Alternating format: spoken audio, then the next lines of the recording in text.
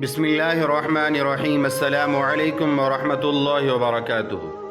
حضرت عیسیٰ علیہ السلام کی خدمت میں حواریوں نے عرض کیا کہ کیا آپ کا رب آپ کی دعا سے اس کرم نوازی فرمائے گا کہ ہم پر آسمان سے غیبی دسترخوان نعمتوں سے بھرا ہوا اتارے؟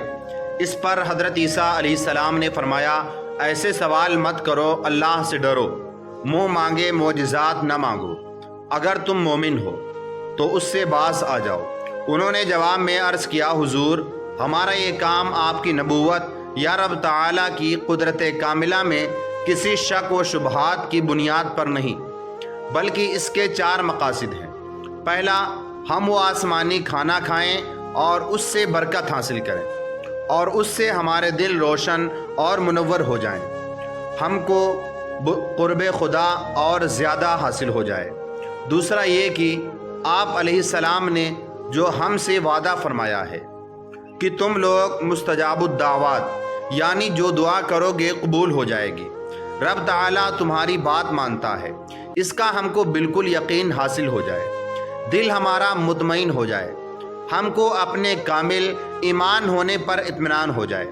تیسرا یہ کہ ہم کو آپ علیہ السلام کی صداقت بالکل یقین سے معلوم ہو جائے۔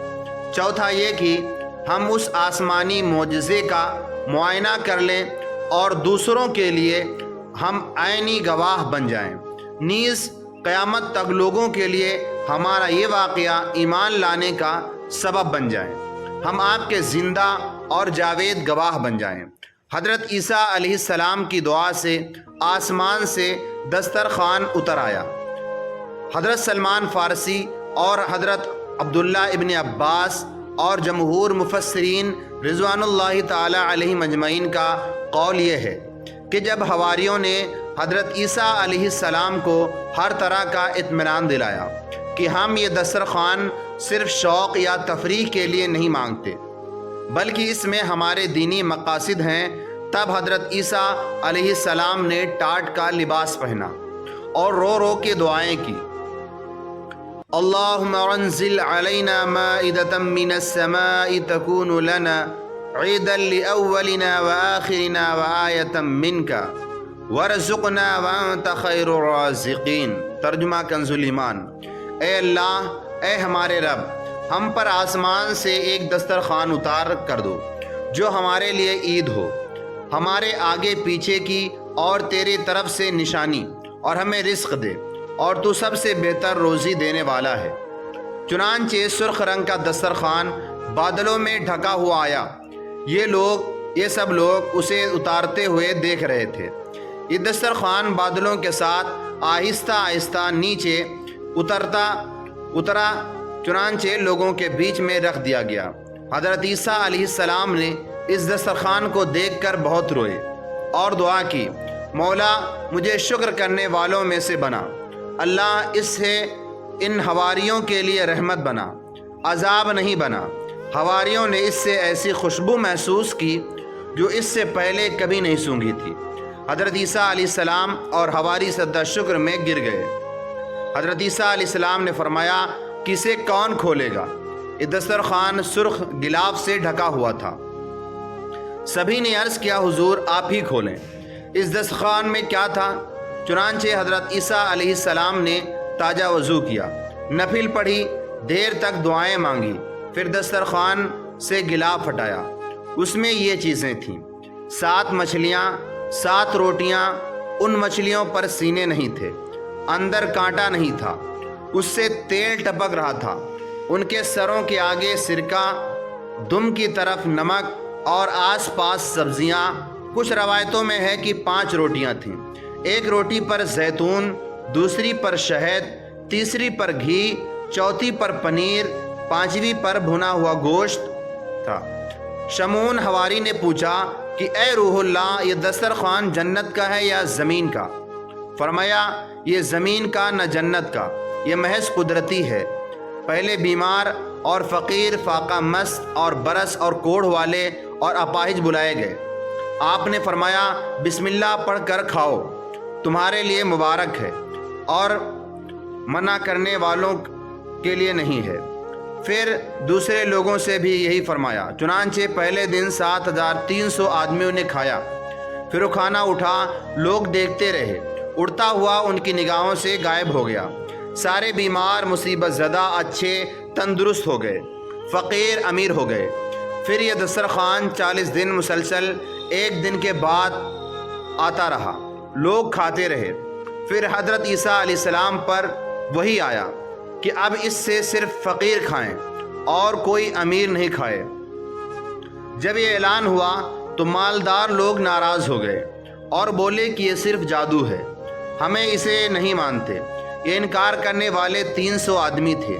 یہ لوگ رات کو اپنے بچوں میں خیر خیریت سے سوئے تھے، مگر صبح کو اٹھے تو سور تھے، راستوں میں بھاگتے پھرتے تھے، گندگی پاخانہ کھاتے تھے۔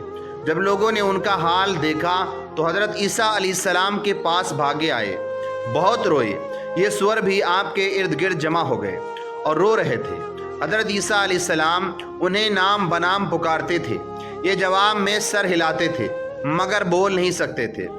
3 دن نہایت ذلت رسوائی کے جیے، چوتھے دن سب کے سب ہلاک ہو گئے۔ ان میں کوئی عورت یا بچہ نہیں تھا، سب مرد تھے۔ جن قوموں کو دنیا میں چہرہ بگاڑ دیا گیا، کیا ان کی نسل باقی ہے؟ جتنی قومیں دنیا میں مسخ کی گئیں وہ ہلاک کر دی گئیں، ان کی نسل نہیں چلی۔ یہ قانون قدرت ہے۔ ترمذی شریف میں ہے، نبی کریم صلی اللہ علیہ وسلم کا ارشاد عبرت بنیاد ہے۔ آسمان سے روٹی اور گوشت کا کھانا نازل کیا گیا اور حکم دیا گیا کہ نہ خیانت کریں، نہ دوسرے دن کے لیے بچا کر رکھیں۔ پس انہوں نے خیانت کی اور دوسرے دن کے لیے جمع بھی کیا، تو ننگھی اور خنزیر کی شکل بنا دی گئی۔ ان لوگوں کو تاکید کی گئی تھی کہ اس دسترخوان سے سب کے لیے بچا کر چھپا کر نہ رکھیں۔ بعض لوگوں نے کل کے لیے بچایا تو وہ سور بنا دیے گئے۔ حضرت عبداللہ بن عمر رضی اللہ تعالی عنہ کا فرمان ہے، قیامت میں سخت عذاب دسترخوان والے عیسائیوں اور فرعونی لوگوں کو اور منافقوں کو ہوگا۔ کیا سور کا نام لینے سے وضو ٹوٹ جاتا ہے؟ جواب ہے، حضرت عیسیٰ علیہ السلام کی شان عظمت دکھی۔ آپ کی دعا سے اللہ پاک نے نعمتوں بھرا دسترخوان نازل فرمایا۔ دنیا میں جو بھی نعمت ملتی ہے عموماً اس میں زحمت بھی ہوتی ہے۔